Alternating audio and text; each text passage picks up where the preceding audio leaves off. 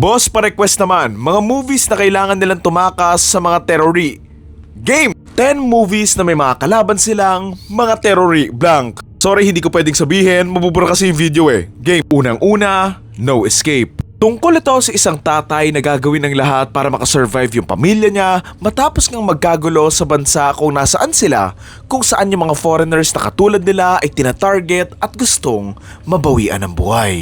Next, Hotel Mumbai. Totoong nangyari ito noong 2008 tungkol sa mga guests and staff ng isang hotel na nagtatago at poprotektahan ng isa't isa matapos silang matrap sa loob ng isang hotel kasama ang maraming masasamang mga tao. Pangatlo, Captain Phillips. Kasi ito ang true story noong 2009 tungkol sa isang barkong tinake over nga ng mga pirata. Gagawin nga nila ang lahat para makasurvive, lalong-lalo na yung kapitan nila kung saan susundin lang nila yung mga piratang handang may gawin na masama sa kanila. Next, United 93. Base ito ang true story noong September 11, 2001 tungkol sa isang eroplano na dinukot ng masasamang tao kung saan gagawin nga ng mga pasahero ang lahat para nga mabawi yung eroplano at maligtas ang buhay nila pati na rin ng ibang mga tao. 5. 13 Hours, The Secret Soldiers of Benghazi. Noong nangyari din ito kung saan susundan nga natin ng ilang mga sundalong, isusugal yung buhay nila para iligtas sa mga kapwa nila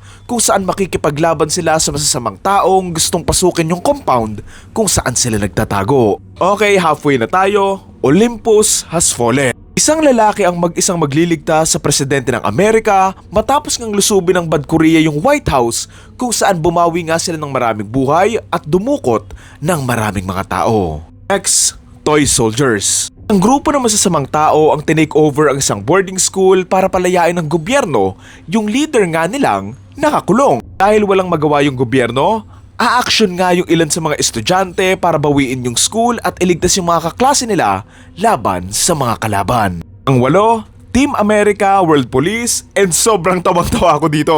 Susundan natin dito ang isang grupo ng mga sundalo na ire-recruit ang isang artista bilang spy para mapigilan nila ang leader ng Bad Korea sa masamang plano nitong sakupin ang buong mundo. Okay, second to the last, Air Force One. Matapos na dukutin ng masasamang tao ang Air Force One na eroplano nga ng presidente ng Amerika, dito na nga aaksyon yung presidente mismo kung saan lalabanan nga niya yung mga kalaban at ililigtas ang pamilya niya.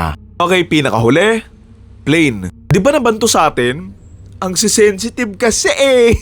Isang eroplano ang nag-emergency landing sa Pilipinas matapos ngang may mangyari doon sa eroplano nila. Sa pagbaba nila, dito na nga sila matatakot ng kunin at dukutin nga sila ng masasamang taong nakatira nga sa lugar na yon. Nakatakas yung ilan sa mga sakay nito, kabilang nga yung mismong piloto kung saan makikipagtulungan nga siya sa isang tao na labanan nga yung mga kalaban at iligtas yung mga pasahero niya.